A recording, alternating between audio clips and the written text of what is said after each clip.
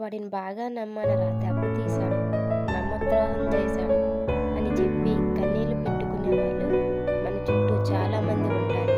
వాళ్ళ కోసం చాణక్యుని చెప్పే నీతి సూత్రం మీకోసం. నిన్ను మాటలతో మైమరిపించే వాళ్ళ మధ్య ఎప్పుడూ ఉండదు. వాళ్ళలో అందరూ ఈ మంచిని కోరేవారే ఉండరు. ఎవరో ఒకరు ఖచ్చితంగా నమ్మించి మోసం చేయాలని దురుద్దేశంతోనే ఉంటారు.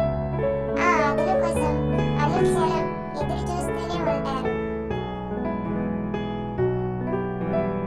ఎలాగైతే వేటగాడు తన మధురమైన స్వరంతో జంతువులను ఆకట్టుకుంటాడో, నిర్దాక్షిణ్యంగా హతమారుస్తాడో, మోసగాడు కూడా నిన్ను తీయటి మాటలతో మైమరిపించి నీకు తెలియకుండానే నిన్ను వెన్నుపోటు పొడుస్తాడు.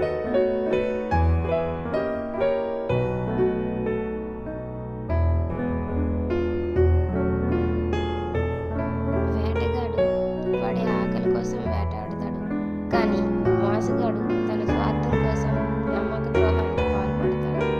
కానీ వేటగాడు తన ఆకలి తీరాక జంతువులను వేటాడు. అందుకే నీతో తీయగా మాట్లాడే ప్రతి ఒక్కరిని నమ్మడం మానుకో. లేకపోతే ఆ తీయని మాటలతోనే నిన్ను వెన్నుపోటు పొడిచి పాతాళానికి నెట్టేస్తాడు. అక్కడి నుండి నువ్వు తిరిగి పైకి రావాలన్నా, నిన్ను నువ్వు నిరూపించుకోవాలన్నా జీవితకాలం సరిపోదు. అదే చాణక్యుడు చెప్పిన నీతి సూత్రం. For more videos, please subscribe my channel.